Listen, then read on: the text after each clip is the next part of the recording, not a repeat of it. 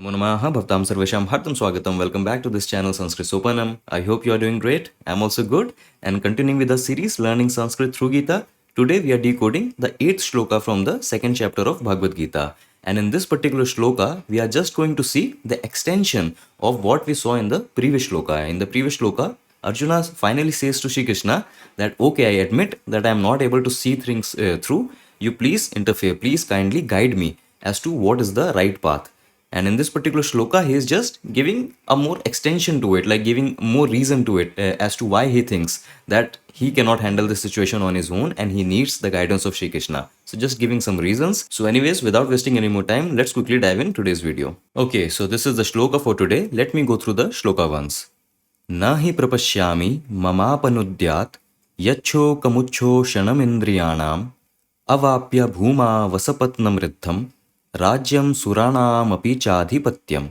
So this is the shloka and this here is the Sandhi Vichhed version of the shloka. Even though all the sandhis as usual are available in the PDF file that you can download from the link in the description box, I just want to quickly touch in few things because these words at the first look you may not be able to identify what sandhi is happening here. So see, starting from this Mama Panudyadya. So what you see here, that is this da and ya, right? Dya. So this dya is coming from this apanudyat. So this ta, this is just because it is written in the second line. So this is just an extension that is coming here. Apanudyat. So that ta is coming here, which of course due to sandhi is changing into this da. That is why you are getting this da ya dya. And then you have this yat shokam. That is this word yat shokam. So what is actually happening here between these two words, yat shokam, this kind of sandhi we actually saw in the previous shloka also. It is like a two-step sandhi. That first of all, chutva sandhi is happening here, due to which yat shokam, this is changing into yat shokam. This ta is changing into this cha, yat shokam. And then another sandhi, that is chatva sandhi is happening, which is in turn changing this sha into cha, this. That is why you are getting yat chokam. So instead, in place of this sha, you are getting this cha. Okay, so just two steps sandhi that is happening here. First on this, ta is changing into cha, and then due to that changed cha, that is this sha is changing into cha, yat chokam. Okay, and then further on this ma and u, they are just combining together into mu. Okay, that is what you see here, mu. But since you are getting this cha here also, that is why it seems like, okay, where is the sandhi break? So sometimes it becomes quite difficult to understand where the sandhi is actually happening. Right, but upon sandhi vichhed, now we understand that the sandhi is just happening between these two words. This is just a consonant combining with a vowel, same thing. Consonant that is combining with a following vowel. But together they are becoming yat chokamicho shanamindriyanam. So this is how they are combining themselves. Okay, so I just wanted to point out this thing. This is again the simple yanta vanta desha sandhi that is happening here. Bhumau asa, so it is bhuma vasa. So that is what is happening here, yanta vanta desh. And then lastly you have dirgha sandhi that is happening here. Okay, this sandhi, all these sandhis are easy to identify. But anyways, all these sandhi details and word by word breakdown as usual is in the PDF file. Do download that PDF file, go through it so that there is no doubt, everything is clear. Okay, we'll start with the decoding of the shloka now. Okay, so we are starting with this avapya. We are starting with this second line basically. So I could have started with this verb also, prapashyami. Okay, I think that starting with this will make more sense. Anyways, we have to decode everything, so why not start with this word avapya? And this is coming from the root verb ap. So ap means to obtain. Okay, and here I want to say that after obtaining or having obtained. So we know for this we use the twa pratyay or the lyap pratyay. Why specifically lyap? Because there is a prefix, there is a upsarga that is attached with the verb root. So if there was no prefix, then we would have used the other one, that is the twa pratyay. But since we have a prefix, we have a upsarga here with the verb root, so we will not use twa, we will use lyap pratyay. That is what we are doing. So av plus a plus lyap, the whole word becomes avapya, that is after obtaining. So this is what we are starting with. Obviously a question will come that after obtaining what? Kim avapya? And the response here is rajyam avapya. Rajyam. This is of course coming from the pratipadika rajya. And this pratipadika we have seen again so many times before. This means kingdom. Kingdom in English. Okay, it is a neuter gender pratipadika. Neuter gender pratipadika. So rajya pratipadika in second case singular form becomes rajyam. Why second case? Because of course This is the object of this action, avapya. After obtaining what? After obtaining the kingdom. So since this is an object, so of course in the second case. And now I am asking the question, kidrisham. So how is Arjuna describing this kingdom? That is given using these two adjectives, asapatnam and riddham. So first let us understand this word asapatnam. So the main word here is sapatna. And this sapatna, this pratipadika, this means foe. Foe, or this also means rival. So rival as in a fierce, a bitter competitor, a bitter competition, and foe, of course, it means enemy. Okay, so sapatna means that. Here we are negating the meaning here. So it is asapatna. And this asapatna, this will now convey that something that is without a rival, something that is without a rival or without enemy, without foe. So in that sense, asapatna. Okay, and since this is being used here as an adjective for this Rajyam kingdom, so Arjuna is saying that after obtaining a kingdom that is unrivaled, that is without enemy, without foe, without competition, so that kind of kingdom. Okay, and riddham, this is coming from the Pratipadika riddha, this. And this Pratipadika riddha, this means something that is prosperous. Something that is prosperous, or as we say, no, something that is thriving. A thriving community, a thriving kingdom in that sense. Okay, this particular Pratipadika, as we have seen so many times in Sanskrit, all the Pratipadikas, all these words, they are somehow coming from some verb root only. So it is just a matter of finding from which verb root it has come. In the case of this Pratipadika riddha, so the root also is similar here. So the root is ridh dhatu, ridh verb root, and this root itself means to grow. Okay, to grow, to thrive in that sense. So from this we are getting this Pratipadika, that's something that is thriving, something that is prosperous, something that is well off in that sense. Okay, and you can see both of these Pratipadikas, they are also in this second case singular form only, matching its noun. So Rajya, Rajyam. So asapatna, asapatnam, riddha, riddham. Okay, so the entire statement means asapatnam, riddham, rajyam, avapya. That after obtaining a kingdom that is unrivaled and prosperous. So after obtaining such a kingdom. So that is what we have so far. Let us move on. Okay, and now we find one more information that Arjuna is including here, that is kutra. That such a kingdom, where is this kingdom? So bhumau. And bhumau, this is coming from the Pratipadika bhumi. Okay, it is a ikarant, and it is a feminine gender pratipadika. Okay, and this bhumi, this means earth. Okay, very common in Hindi also we use this bhumi, earth. And I want to say that such a kingdom on this earth. So I am using the seventh case, I am using the saptami vibhakti, seventh case, of course, singular, ekvachana. So bhumi and ikarant striling and ikarant feminine gender pratipadika, this changes into bhumau. Okay. All these ikarant word you will see, kavi, kavau. So that is what is happening here. Mati, matau. So bhumi, bhumau. That is what is happening in the seventh case. Okay, just to convey the meaning that after obtaining a kingdom that is unrivaled and prosperous on this earth, after obtaining such a kingdom on earth, that is what Arjuna is trying to say. So that is the first part that we have decoded. Okay, but there is an additional thing that he wants to include in this after obtaining. That okay, after obtaining the kingdom, and there is one more thing, that is why I am asking punaschikim. And what else? And that is this adhipatyam. Adhipatyam means overlordship or supremacy. And again, we have seen this word so many times, adhipati.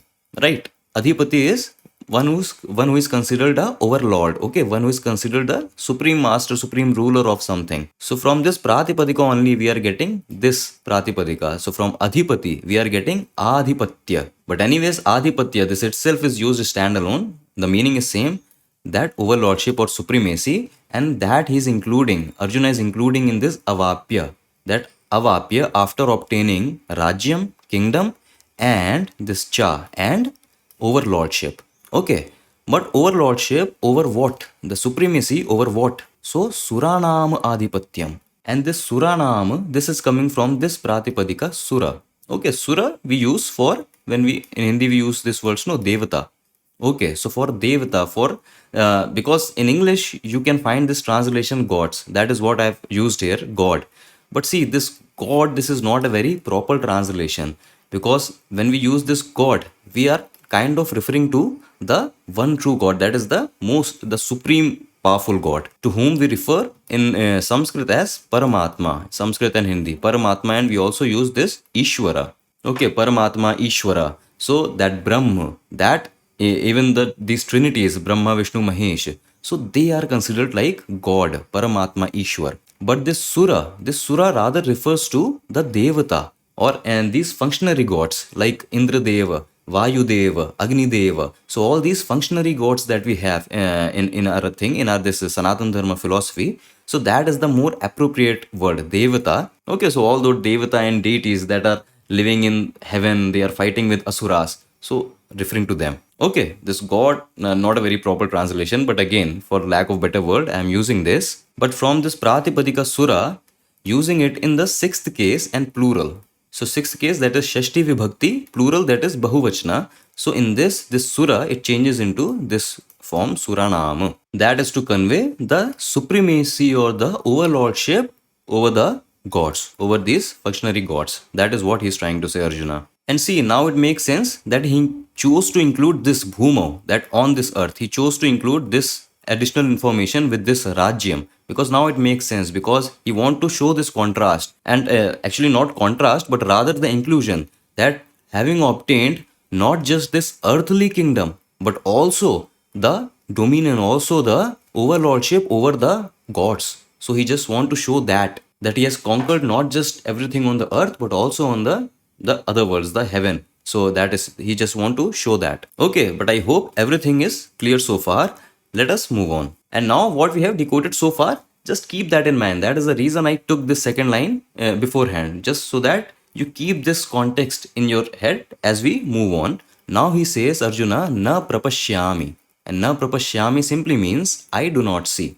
Okay, the main dhatu roop, the main kriya pada is prapashyami. And this of course is coming from the dhatu drish dhatu. Drish dhatu means to see. And the form here is first person, that is Uttama Purush, because Arjuna is talking about himself. Speaker talking about himself. So first person Uttama Purush, single character, so Ekvachana singular, and Lat Lakar, that is present tense in Sanskrit. But Drish Dhatu in these three conditions changes into Pashyami. Okay, Aham Pashyami, I see. And pra here is just a prefix, just an upsarga. And again, as mostly the prefixes do, they just contextually they give it more apt meaning. So pra, this prefix generally is used to show this sense of forward or in front.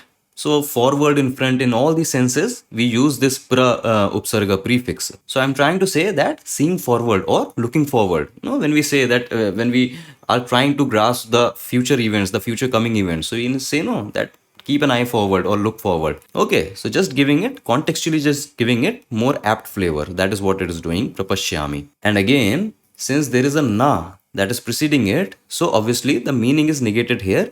I do not see. So I do not see things in future. So in that sense. Okay, so that is what Arjuna is saying. Obviously the question will come that I do not see what? Arjuna is saying I do not see. What does he not see? And the response is Yat apanudyat. Yat. This is of course yat we use, no, that which, one which, in that sense. And this comes from the Pratipadika Yad Pratipadika. So for this neuter gender Pratipadika form of Yad in the Prathama Vibhakti, that is the first word case. In Prathama Vibhakti form, this Yad changes into Yat, simply conveying this, that which. Okay. But then we have this word apanudyat, and this is actually a kriyapad. This is actually a verb form. And this verb form, this kriyapad, is coming from the dhatu nud dhatu. And this nud dhatu means to inspire. So the general use of this dhatu is to inspire. But here is a catch, that when this dhatu is given this prefix, that is up prefix, so then the meaning becomes to remove or to drive away. Because generally what we see is when we give some prefix, with a dhatu, with a verb root, so generally this prefix, it just enhances the meaning of that dhatu. But at a lot of times, some prefixes when attached with certain dhatu, they completely change the meaning also. So this is not an exception. This often happens in Sanskrit language. And the classic example to prove this point is this dhatu, re dhatu. Re dhatu, that means to take away. So from this dhatu only we get the verb forms like harati, to take away, to steal in that sense. But this dhatu, when supplied different prefixes, the meaning completely changes. For example, when you give V prefix with this dhatu. So the word that we get from it is vihar. And vihar, this means like casually roaming around here and there. That is the pleasure time, the pastime, vihar. Okay, so completely different meaning than the default meaning to take away. Then if you give this dhatu, this prefix, upa, so you get the words like upahara. So a gift, upahara. Again, a completely different meaning from its default meaning to take away. And then again, if you give the prefix pra, so you get the words like prahara. And prahara means to attack. That attack is prahara. Then you also have this sama. So samahara, that means to collect, to gather. But you see, so many different prefixes when you give to the same verb root, same dhatu. How? Sometimes the meaning drastically changes from the default meaning of the verb root. Okay, so something similar is happening here also, that nud generally means to inspire, but when with this prefix up, so nud, the meaning becomes to remove or to drive away. And now this apnudyat, how you are getting this verb form apnudyat. So this combination up plus nud, when used in third person, that is some prathama purush, singular, that is ekvachana, and benedictive mood. So Ashir Ling Lakar. So we have not seen this Lakar before. Very rare Lakar that you see in Sanskrit. And the meaning is benedictive. You can already guess. The meaning Ashir Ling. The meaning is what you say when you are hopeful about something. No, in Hindi we say Ashirvad Dena.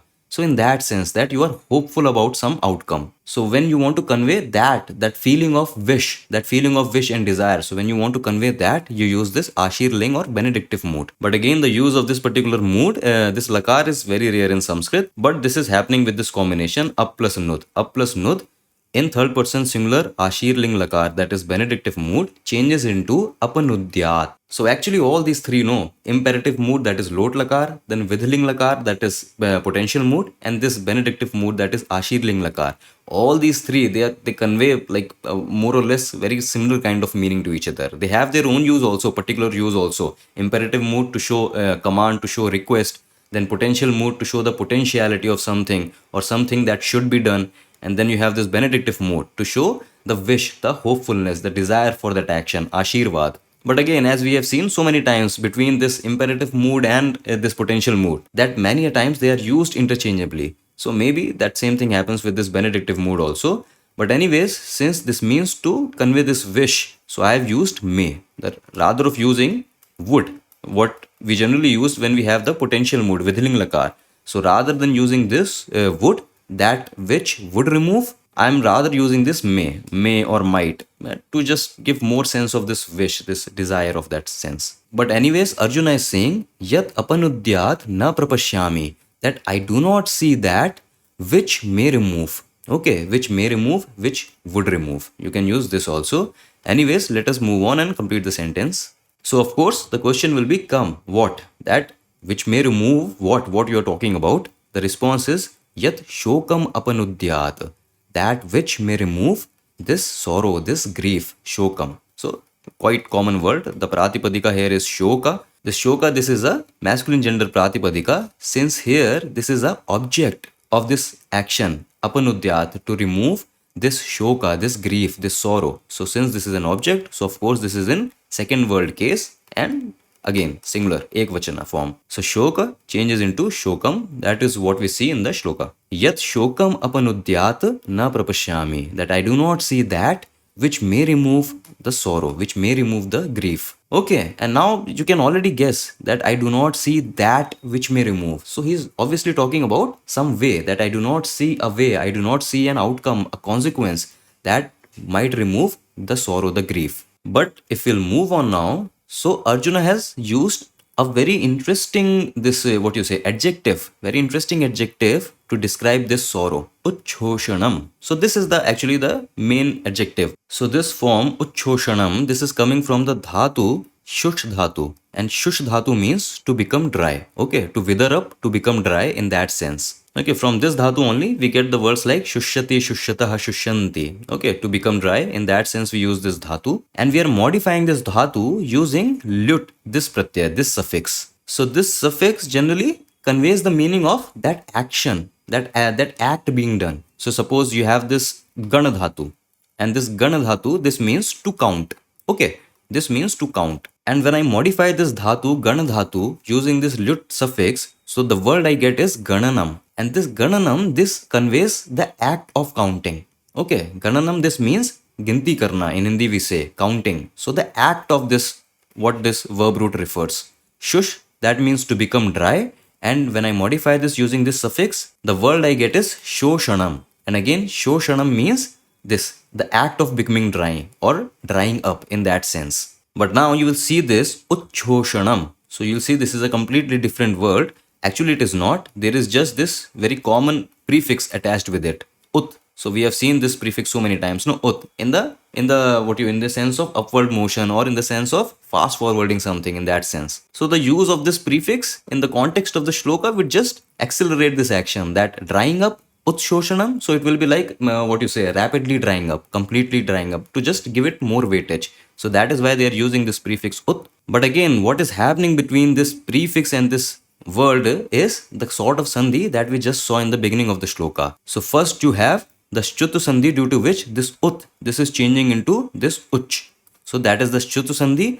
And then due to this cha, this sha is getting changed into this cha. Okay, so the same, that two-step sandhi, shchutva sandhi plus chatva sandhi, that we just saw in the beginning of the shloka also, that is what is happening here. Ut shoshanam, that is what is happening. Ut changing into uch, and then due to this cha, instead of this sha, you are getting cha. So the word is uchhoshanam. Okay, so I hope you got the entire breakdown of this word. Okay, so that is the entire word, and this is, since this is being used like an adjective to this sorrow, that what kind of sorrow is this? So this is a sorrow that is drying up. And drying up what? So drying up this mam indriyanam. Mam obviously means my. We have seen so many times this word mama. And indriyanam. So the pratipadik here is indriya. Indriya, this means what we say, sense, no? Sense. So we have that. So we have those 10 indriya, no? 5 jnana indriya, 5 karma indriya. So all those indriya essentially means sense. Our sense capabilities, our sense organs in that sense. Okay, and the form here, indriyanam. So this of course is the 6th case plural form. That is what it is. And why 6th case? Because again,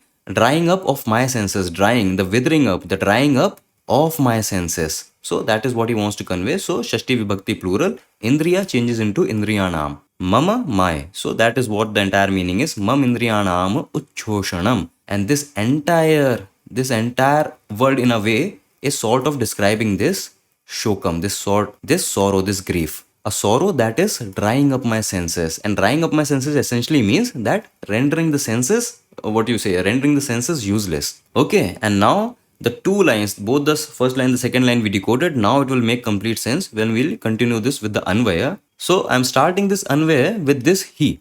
So this he, this avya, we have seen this being used as indeed, right? Indeed, or in Hindi as we say, no, he, to emphasize that. But this he, this is also used in the sense of because, or in English we say no, for, that when we continue to give the reason for something. So I cannot do that for this very reason or whatever. So this he also conveys this because or this for. So I am using this sense. That is why I am also putting these 3 dots, that this particular shloka is like a continuation of the dialogue from the previous shloka. Okay. So in the previous shloka, when Arjuna, he says to Shri Krishna that, okay, consider me your student, my disciple. I have completely surrendered to you. Please instruct me. Please guide me on what should be the right way. Either I should kill them, Pandavas should kill Kauravas, or Kauravas should kill Pandavas.